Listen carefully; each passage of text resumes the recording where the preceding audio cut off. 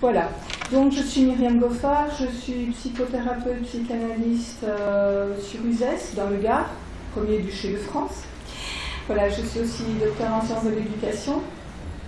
Et donc, j'avais envie de vous partager un petit peu l'évolution de ma pensée. Je réalisais qu'en préparant un peu cet atelier, eh bien, ça faisait juste 40 ans que mon premier exercice oral, il concernait mon mémoire à l'époque pour prétendre au diplôme d'assistant dans le service social, qui était sur l'accompagnement des familles à partir d'enfants qui étaient en difficulté dans le cadre d'un centre de guidance infantile. Si vous me retrouvez un petit reste d'accent, je suis d'origine belge. Voilà. Et donc, je les tiens 40 ans plus tard, qu'est-ce que j'ai envie un petit peu de partager au sujet de l'accompagnement des familles. Donc, j'ai quitté le milieu institutionnel, je suis devenue professeure en service social, et puis donc j'ai vraiment quitté complètement l'institution pour une pratique libérale où je trouvais que j'avais quelques avantages à être plus autonome dans ma façon d'accompagner, mais je reste quand même très proche des institutions, je fais beaucoup de supervision et d'analyse de pratique. Bien. Et donc, à partir de quelques constats, il y en a déjà bien sûr quelques-uns qui ont été évoqués ce matin,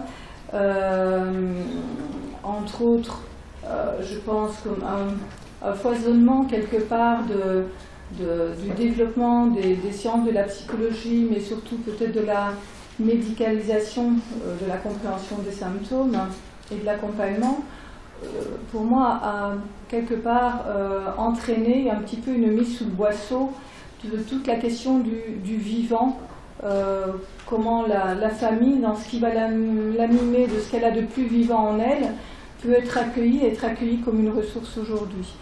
Cela me frustrait. Un jour, j'ai fait une espèce de petite crise professionnelle, existentielle, où je me suis toujours formée tout au cours de ma profession, et en me disant, mais finalement, on ne pense pas vraiment l'homme qui est derrière toutes ces théories. Et c'est un peu une pensée comme ça qui m'est venue, que souvent, parfois, peut-être certaines théories débouchaient sur une certaine stérilité parce qu'on pensait souvent de façon binaire. Et que je pense que le binaire nous met un petit peu souvent dans des impasses. Et donc, déjà, à partir de ce premier constat, j'ai voulu retravailler cette question de l'homme et réouvrir cela. Il y a aussi un autre aspect, bon, on l'a bien sûr déjà abordé ce matin, c'est la qualité du lien comme participant de façon fondamentale à la construction du développement du petit homme, et combien ce lien aujourd'hui est souvent mis à mal et a de plus en plus d'écrans qui détournent un petit peu la qualité des liens. Et comment est-ce que nous pouvons encore aujourd'hui justement réintroduire du lien quand l'écran est si présent, avec souvent des membres, des acteurs, que ce soit pour les professionnels ou les membres des familles, qui peuvent être un petit peu démunis pour comment on peut encore recréer du lien quand souvent ça s'est déjà bien effiloché. Il y a aussi pour moi une autre difficulté que nous pouvons rencontrer dans nos pratiques, c'est que souvent la symptomatologie, enfin ce qui pourrait faire penser qu'il y a une symptomatologie à entendre et à reconnaître et à accompagner, c'est que souvent aujourd'hui la question du temps se pose de façon un peu particulière. On considère que c'est un peu le temps qui pourrait bien arranger les choses, et on a une espèce d'optimisme sur la question du temps. Bien sûr que c'est vrai que parfois des choses se résolvent un petit peu comme ça, spontanément et très heureusement, c'est très bien, mais quand même, je pense que des fois on est un petit peu, on est un peu complaisant dans cette question-là, ou alors c'est aussi une façon juste aujourd'hui finalement d'être singulier, comme si finalement on avait un petit peu détourné tout l'apport psychanalytique pour dire finalement, puisque nous sommes tous singuliers, nous sommes tous uniques, chaque enfant il est bien comme il est, et c'est pas grave, et on banalise beaucoup, parce que nous, peut-être, dans notre professionnalisme, nous discernerions comme une forme de souffrance, mais c'est banalisé parce que c'est peut-être juste sa façon à lui de vivre les choses et de tenir dans son rapport au monde. Et donc, face à ces différents aspects, j'avais envie un petit peu donc, de vous partager un petit peu, donc, voilà, un peu ma pensée qui s'est organisée au fil du temps, et qui s'est un petit peu formalisée dans le cadre d'une approche qui s'appelle l'analyse tridimensionnelle. Alors, cette analyse tridimensionnelle, donc tridimension, qu'est-ce qu'on peut bien y mettre dedans? Donc, bien sûr, la dimension somatique, pour laquelle il faut prendre en compte en effet toutes ces composantes et aussi tout ce que les neurosciences nous permettent de mieux comprendre dans les effets de corps. La dimension psychique, avec ces dimensions affectives, cognitives et conatives, comme on l'a encore vu ce matin. Donc la dimension conative, c'est-à-dire nos comportements organisés par une intention. Et donc j'ai voulu réintroduire un petit peu ces dimensions du vivant en nous, considérant que l'être humain c'est d'abord du vivant, c'est d'abord une personne vivante. Et il me semble d'ailleurs que parfois la vie aujourd'hui elle est un petit peu galvaudée, elle est un peu malmenée. Je pense parfois il y a beaucoup de haine face à la vie. On n'aime plus trop la vie, le vivant, et se laisser un petit peu confronter au vivant c'est un peu compliqué. Et donc cette dimension du vivant, donc je l'ai appelée le pneuma. Ça nous fait donc soma, psyché, pneuma, et vous voyez la photo là. Alors pourquoi est-ce que vous les voyez mis sous cette forme-là? C'est en fait ce qui m'a permis un petit peu de conceptualiser ces différentes notions. Pour ceux qui sont un peu lacaniens, qui sont dans la filière de Sidi, eh bien, vous pouvez y reconnaître un nœud borroméen, le nœud de Lacan. Et donc, si au cours moi-même de mes propres formations, quand ce nœud m'a été présenté, et moi j'étais déjà un petit peu dans cette pensée, cette recherche anthropologique, je me suis dit, mais ça, c'est juste ce dont j'avais besoin pour pouvoir penser aujourd'hui l'être humain dans ses différentes instances. Et donc, si vous voulez, pour moi, regarder une personne depuis son premier âge, c'est-à-dire dès sa vie fœtale, ce fœtus, jusqu'à la fin de sa vie, dans tout ce qui va l'accompagner dans ces problématiques de vieillissement, c'est d'abord regarder une personne vivante. Et pour moi, qu'est-ce que c'est que d'abord du vivant? C'est une personne qui peut peut-être se penser comme un effet, un fruit du don de la vie. Vous savez que philosophiquement, il y a deux très grandes tendances pour schématiser, c'est-à-dire cette conception qui considère que la vie plutôt se reçoit, s'accueille, c'est un don, et plutôt une autre pensée philosophique du côté de la vie, ça s'arrache, il faut l'arracher, la vie, il faut la vouloir, il faut la prendre. Et je pense qu'en tous les cas, pour notre clinique, mais aussi pour les champs du social ou de l'éducatif, hein, voire même du management dans l'institution ou en organisation, c'est que si on pense la vie comme un don qui se reçoit, ça donne une première qualité pour l'être humain, c'est cette qualité d'être contre don. Vous retrouvez aussi bien sûr un tout petit peu les apports de Mauss, hein, mais je dois vous dire très franchement que j'avais juste abordé dans quelques heures de cours de sociaux dans mes premières études initiales. Je ne connaissais pas très précisément son approche de façon plus fine et comment elle était intéressante pour notre compréhension. Et donc, regardez, si nous regardons d'abord un être humain aussi insupportable que nous avons entendu ce matin agripper à sa mère, c'est aussi infernal, mais peut-être aussi certains membres de la famille qui sont peut-être plus compliqués pour nous à accueillir ou à rencontrer, où on peut avoir des contre-transferts un petit peu négatifs parce qu'ils se montrent un peu arrogants, viennent un peu nous tester dans notre désir pour que ça fasse lien et qu'on les accompagne. Eh bien, si on les regarde d'abord dans cette dimension vivante en eux, et nous, dans cette interfantasmatisation que nous avons vue ce matin, eh bien qu'on peut déjà mettre cela en œuvre, les voir comme des personnes vivantes et qui sont elles-mêmes déjà en position de contre-don, qui ont déjà cette qualité-là, mais souvent qu'elles ignorent, parce que c'est tellement banalisé aujourd'hui.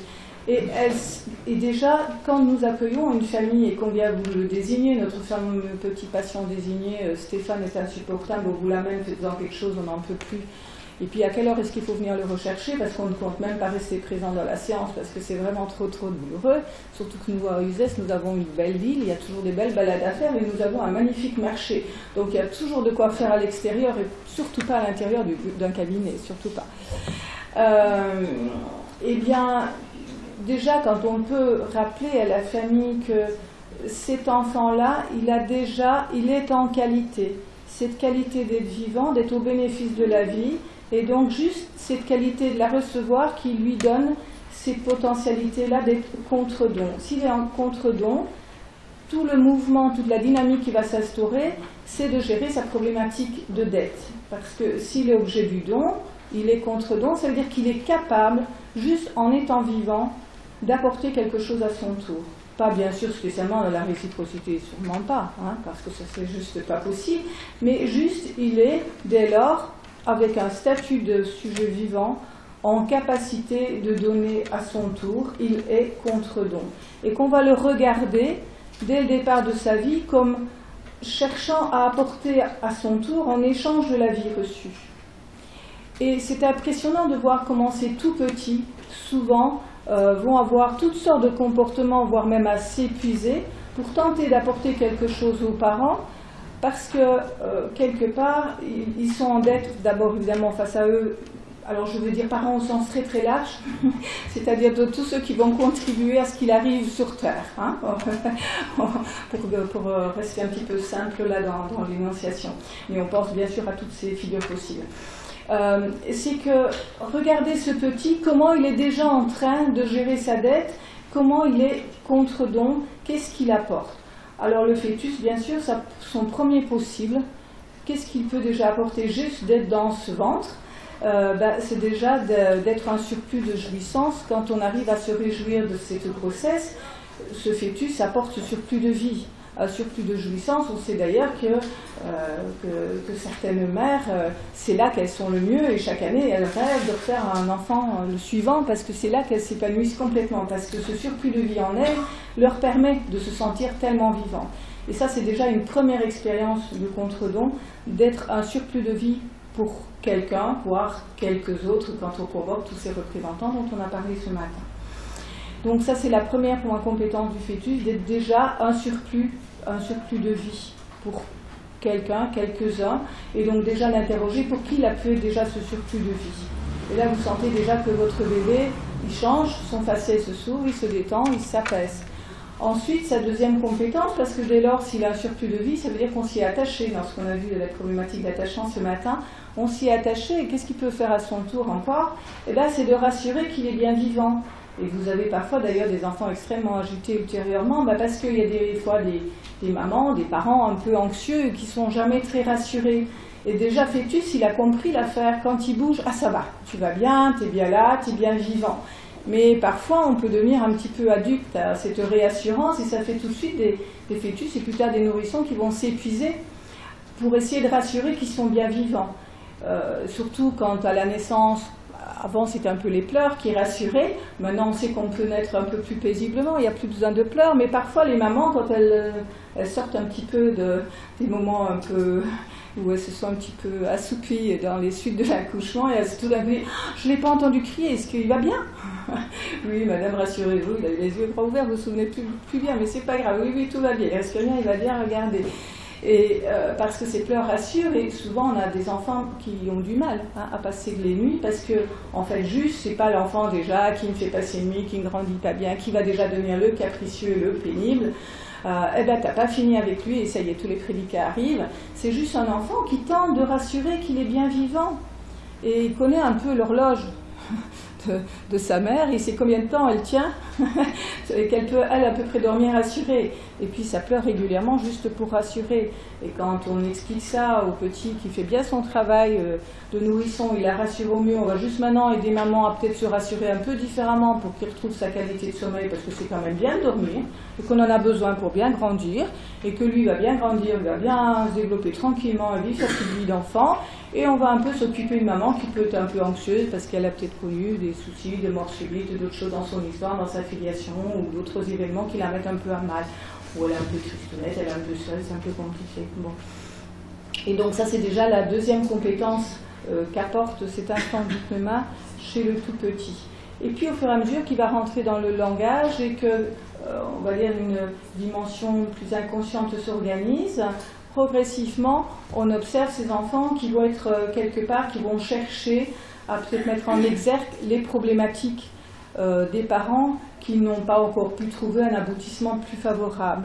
Juste bien appuyer, comme le petit là tout à l'heure qui appuyait sur cette gorge de sa mère là, c'est-à-dire ces enfants qui appuient sur les problématiques parentales. Alors ça semble très cruel, mais en fait, est-ce qu'on peut imaginer qu'un enfant qui doit la vie à tous ceux qui participent à son accueil pourrait s'autoriser à être plus heureux, plus vivant que ses parents? C'est juste pas possible, c'est beaucoup trop lourd pour lui. Donc il peut bien sûr s'épuiser à mettre en scène des problématiques qui ne sont pas encore conscientisées par les parents, pour que les parents, eux, s'autorisent à se faire quelques biens, pour que lui, le chemin quelque part, soit plus dégagé pour lui. Souvent on entend les parents, mais moi je veux le meilleur, je veux qu'il aille bien, je lui donne tout ce que j'ai pas reçu, je lui fais tous les anniversaires que j'ai jamais eu, je me mets un point d'honneur, je lui donne tout ce que je n'ai pas reçu. Et puis quand on invite à regarder un peu l'enfant, vous sentez l'enfant quand il est comme ça, ben, vous savez, sur les émoticônes, hein, ils viennent tout comme ça, parce que c'est tellement trop lourd pour lui. Hein. Mais c'est des parents qui parfois, souvent bien sûr, ils veulent le meilleur, mais ils ne se rendent pas compte que dans cette logique-là, ça va coincer, ça va mettre tout le monde en impasse, hein, parce qu'ils s'épuisent de plus en plus, et puis ils cumulent les colères, parce qu'ils donnent ce qu'ils auraient tellement voulu avoir eux, et puis l'enfant il s'en fait pas du bien, et il est vécu, et il est qualifié d'ingrat.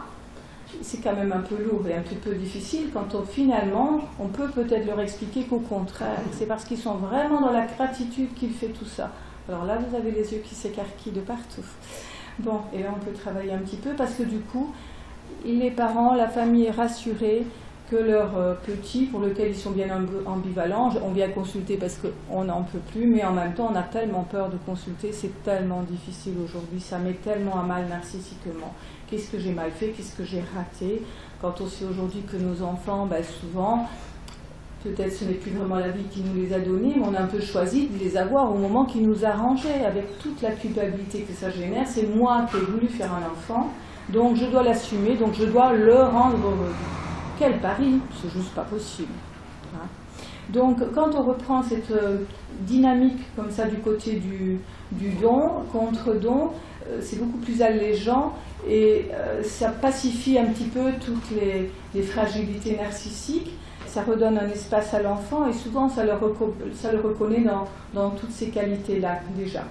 Donc ça c'est vraiment la spécificité qu'apporte donc l'analyse tridimensionnelle pour l'accompagnement de ces tout petits dans la vie.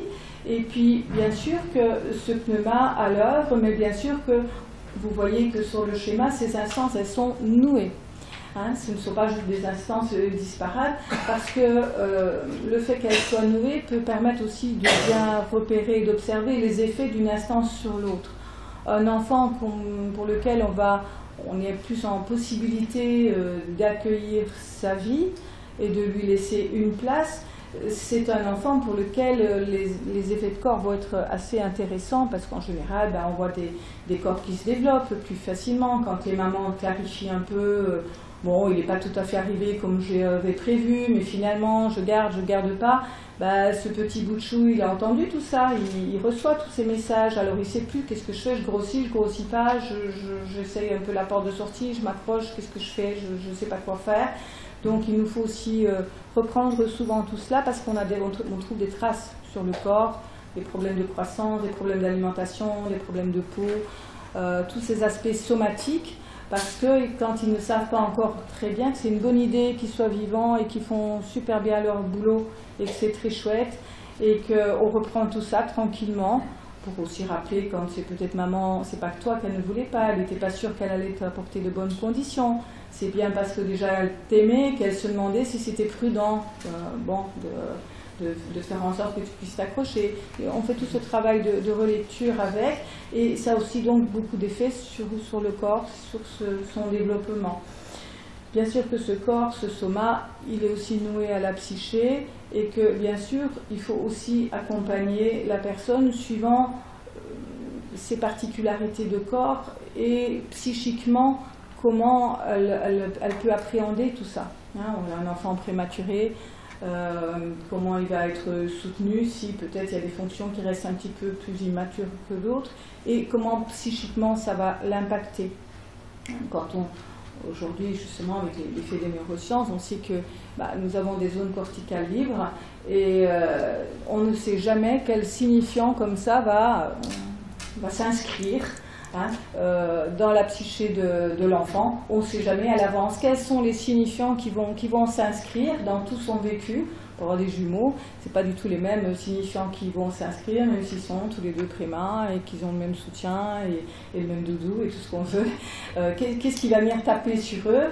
Et donc il va falloir être un petit peu à l'écoute de ce qui va s'organiser pour eux, qu'est-ce qui va les organiser psychiquement et qui va orienter leur fonctionnement affectif, cognitif et conatif.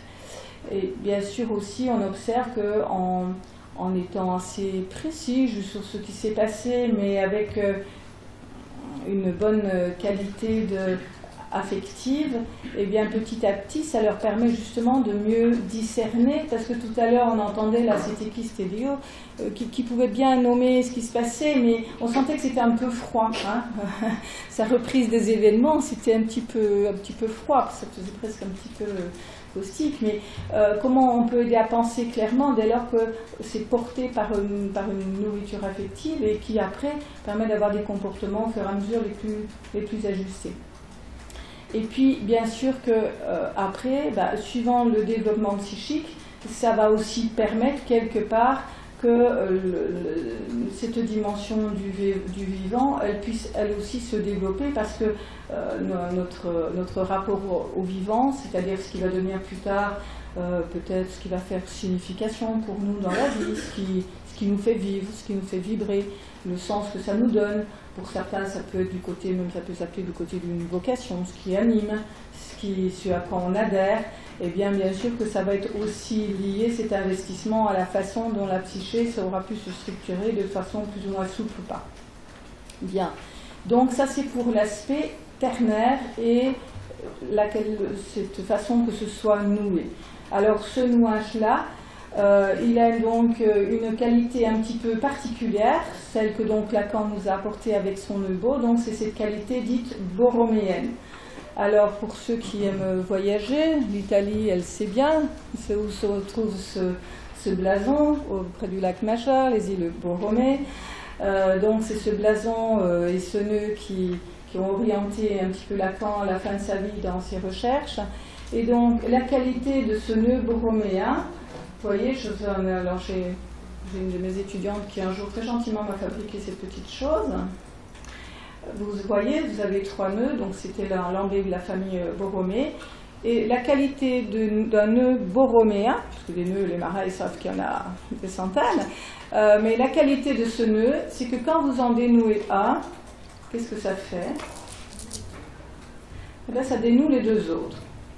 Alors, qu'est-ce que ça veut dire pour nous, pour la clinique? Vous voyez, ça dénoue. Quand un se dénoue, ça dénoue l'ensemble des instances.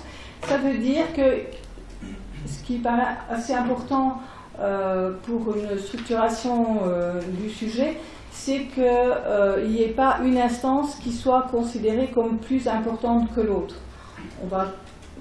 On observe que dès qu'il y a une instance qui est surinvestie par rapport aux 2 autres, on dira qu'il y a un primat d'une instance sur les 2 autres, ça va générer des dysfonctionnements, des souffrances. Il y a des personnes, certaines familles qui ne sont orientées que par l'apport du pneuma. Pour certaines, ça peut avoir une connotation par exemple spirituelle, religieuse. On a des thèmes sur la radicalisation pendant ces jours.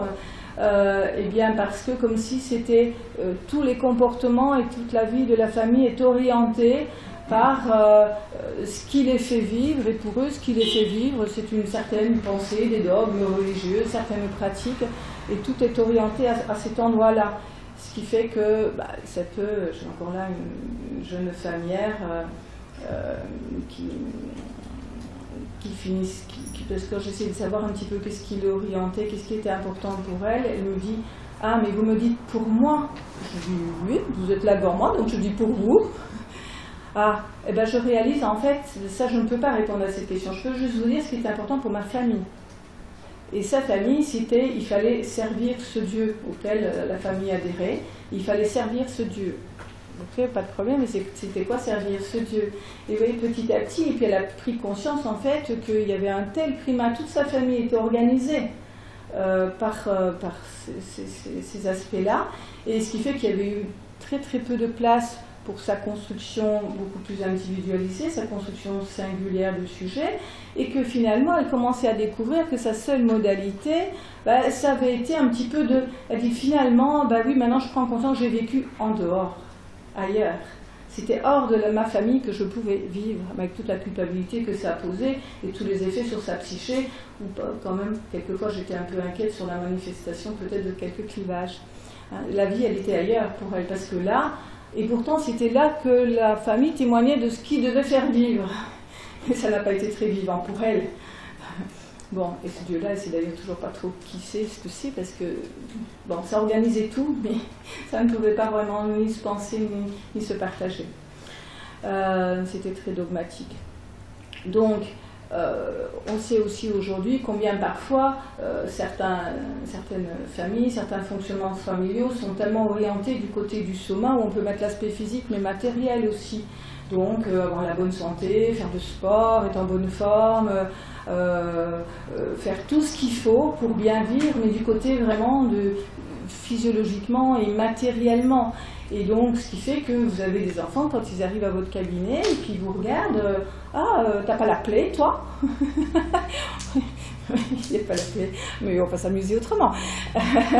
Mais bon, et ce qui fait qu'ils ont déjà un petit peu des représentations pour eux de la vie, d'un projet d'avenir qui est un peu difficile, et que quand on retrouve nos collégiens, nos lycéens et nos conseillers en éducation, ils sont un petit peu désarmés aujourd'hui pour parler d'un projet, parce que à ce moment-là, qu'est-ce qu'on dit? Je veux gagner beaucoup d'argent. Bon, et comment on fait quand on est conseiller d'éducation, d'orientation face à de tels propos? C'est un petit peu difficile. Hein. Et donc c'est vrai que aussi on a quand même on est aussi beaucoup confronté à ce primat-là. Le primat de la psyché, c'est aussi en effet, on va un petit peu tendance à chercher un petit peu paradoxalement à tout psychologiser, mais peut-être aller finalement voir tous les professionnels et voir tous les espaces qui pourraient apporter quelque chose, mais ça ne pense plus de l'intérieur. Je vais aller chez l'orthophoniste, chez l'ergo, chez l'orthotiste, et du coup, plus un peu le sport, plus un peu la méditation et un peu le yoga et un peu ceci, mais donc tous les soirs, finalement, il y a une activité où il y a une consultation, mais du coup, du point de vue de l'intériorité, du point de vue de la qualité des investissements à l'intérieur de la famille, c'est quand même bien mis à mal, mais ça permet de penser qu'on donne tout ce qu'il faut, les bonnes ressources psychiques. Vous voyez, mais pour moi, le primat de la psyché, c'est pas non plus quelque chose qui est garant d'un certain équilibre. Donc, ce qui nous oriente, c'est cette propriété borroméenne, c'est d'aider à ce qu'il y en ait pour les trois instances, qu'elles soient suffisamment investies, et ce sera de considérer que tout sujet, il va, à partir des trois que je vous ai montrés tout à l'heure, il va en bricoler un quatrième, c'est-à-dire sa façon, lui, particulière de faire tenir les trois. Qui n'est même pas représenté là en tant que tel, comme une façon de dire un petit peu à la Lacan, cette façon réelle de bricoler, de faire face avec nos trois instances. C'est vraiment quelque chose du côté du réel qui va surgir pour chacun, comment chacun se débrouille et s'entreprend avec tout ça. Bien, donc ça c'est pour notre qualité borroméenne, et chacun, comment il va finalement construire ce qu'on va appeler un quatrième nœud, qui n'est pas sans rappeler la question du Saturne chez Lacan, c'est-à-dire cette façon particulière de tenir, que pendant très longtemps il pensait comme un symptôme qu'il fallait quand même peut-être essayer d'apaiser un peu, et puis jusqu'à il a quand même pu dire, eh bien peut-être que c'est cette façon-là qui tient et qu'il faut respecter. Ce qui est évidemment toujours complexe pour nos accompagnements, c'est quel est notre projet et jusqu'où nous pouvons aller dans un projet éducatif ou thérapeutique ou un accompagnement social. Qu'est-ce qu'il convient de tenter un petit peu d'apaiser, et peut-être qu'il y aura là une radicalité d'un symptôme qu'il faut entendre comme cette façon particulière du sujet de faire tenir l'ensemble, et il conviendra de ne pas y toucher. Et que quand on y touche, ça fait décompenser. Et là, c'est parfois évidemment très complexe quand il y a différents intervenants, on n'a pas toujours les mêmes conceptions et chacun un petit peu de son champ. C'est tout le problème de travail, bien sûr, en équipe et dans la pluridisciplinarité. On y arrive. Voilà. Il reste encore, vous avez vu que dans cet ordre, il y a des A qui se baladent. Parce que bien sûr qu'aucune de ces instances ne peut se construire sans la question de l'autre. Donc j'ai un petit peu joué sur les A pour distinguer l'autre du soma, c'est-à-dire c'est tout ce qui va participer à nourrir au mieux ce soma, c'est-à-dire bien sûr tous les éléments, les liquides, les solides, l'oxygène, etc., mais aussi les médicaments, les prothèses, et aujourd'hui toutes les questions qui se posent bien sûr quand il y a une médication précoce pour les enfants, Ritaline & Co., et tous les effets que ça peut avoir, et voilà, parfois les indications qu'il faut toujours penser, mais parfois pour quel usage et quels effets secondaires. La psyché, elle se construit aussi à partir de la question de l'autre. Alors j'ai gardé ce grand A lacanien pour venir dire qu'il n'y a aucune psyché humaine qui peut se développer sans une autre psyché humaine. Et je pense que nos messages aujourd'hui, c'est peut-être aussi pour venir sensibiliser les familles. Ne vous découragez pas, ne lâchez surtout pas, parce que sans votre présence, votre enfant ne peut pas se construire. Ce sera au mieux, ce sera comme vous pourrez, pas de souci, on n'est pas dans le modèle de la performance, mais c'est votre qualité de présence qui va être nécessaire, comme on l'a déjà vu ce matin, bien sûr, pour la question de l'attachement et toutes les interactions nécessaires. Et on sait aussi combien des adultes peuvent témoigner ultérieurement, ce qui m'a fait tenir, c'était mon cheval, c'était mon chien, c'était mon chat, parce que finalement c'était quand même du vivant, mais ça avait la bonne idée de ne pas trop parler, et donc pour moi ça ne me faisait pas trop de mal. Et ça me donnait quand même la sensation même de me confier, et puis lui, du coup, fantasmatiquement, je pouvais avoir l'impression qu'il me comprenait, lui au moins. Bon. Donc bien sûr, c'est la qualité de tous ceux qui psychiquement vont participer à notre développement psychique. Et puis au niveau du pneuma, je dirais c'est peut-être là aussi une de nos libertés quand même, on essaie de les préserver dans notre démocratie, c'est que nous sommes tout adultes à se poser la question de qu'est-ce qui va faire source de vie pour lui, et de s'occuper de ce qui va faire source de vie pour lui. On ne peut pas laisser tout à la charge non plus de l'humain. L'humain n'est pas tout, même si parfois certains se mettent dans cette fameuse posture un petit peu de toute puissance. Avant d'eux, il n'y avait rien. On procrée, on transmet la vie, mais on n'est pas tout à l'origine de la vie. Bon, quand on n'est pas dans la psychose, on peut à peu près comprendre ça. Et donc, c'est aussi à chacun d'être à l'écoute de ce qui va faire sens pour lui et de ce qu'il nourrit, mais du côté du vivant. Et je pense qu'à cet endroit-là, bien sûr, on ne peut que respecter ce à quoi chacun adhère. Mais par contre, on peut en dire, nous, quelque chose en tant que professionnels sur en quoi c'est structurant et vivifiant ou pas. Bien sûr qu'on n'a rien à en dire, comme on ne va pas se mêler de la qualité de la nourriture de la personne, si elle mange du poisson ou de la viande, c'est pas là. Mais c'est s'interroger sur en quoi c'est vivifiant, en quoi elle est nourrie de façon vivifiante ou pas, en quoi c'est vivifiant pour elle. Voilà. Donc ça c'est un petit peu quelques mots que je voulais partager sur cette approche, et j'aurais quand même voulu terminer, encore les quelques petites minutes qui me restent, c'était un petit peu pour faire tenir tout ça quand on sait qu'il y a tellement d'incompréhension et d'aléas, parce que cet autre, quand je lui parle, je ne sais pas trop ce qu'il met derrière les mots. On nous a bien parlé un petit peu tout à l'heure d'étiquetage, d'arriver un petit peu à distinguer les bonnes catégories pour se comprendre au mieux. Mais on sait quand même que le sujet, ce qu'il met lui derrière un mot, ce qui est signifiant pour lui, c'est déjà quelque chose de réel et qui fait que l'autre ne peut pas vraiment bien comprendre cette affaire et ça peut le mettre en difficulté. Et donc, dès lors, j'ai été amenée à faire donc une thèse en sciences d'éducation sur la question de la sensibilité du sujet. Cette sensibilité, pour ceux que ça intéressera, je vais vous amener des petits fascicules qui reprennent un petit peu mon intervention d'aujourd'hui, plus détaillée. Vous voyez, ce sont les pochettes bleues ici, vous vous autoriserez à venir vous en servir.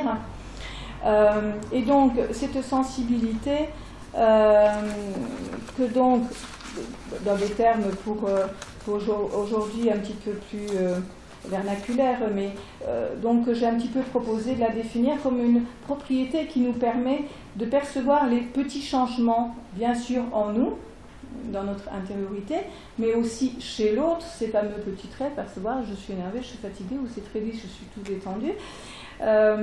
Et donc, cette sensibilité comme vraiment cette propriété qui va nous permettre de percevoir les petits changements chez nous et chez l'autre, et c'est aussi tout le travail qu'on peut faire, entre autres, du côté aussi de l'éducatif, bien sûr, ou en psychopédagogie. C'est souvent ce qui peut manquer et mettre en difficulté dans les compétences justement sociales. Donc j'ai appelé cette qualité d'imperception. C'est cette aussi possibilité de se laisser toucher par l'autre, mais sans être effracté. Donc je ne vais pas parler d'empathie, là je suis désolée, je ne suis pas d'accord avec certains qui seront à cet endroit, mais je vais parler d'haltéropathie, c'est-à-dire l'autre radicalement différent de moi. Comment je vais pouvoir me laisser toucher par lui sans que ça m'effracte, parce que nous savons que quand nous sommes effractés, nous ne sommes plus en capacité. C'est cette fameuse question de nos contre-transferts qu'on va retravailler tout le temps en supervision.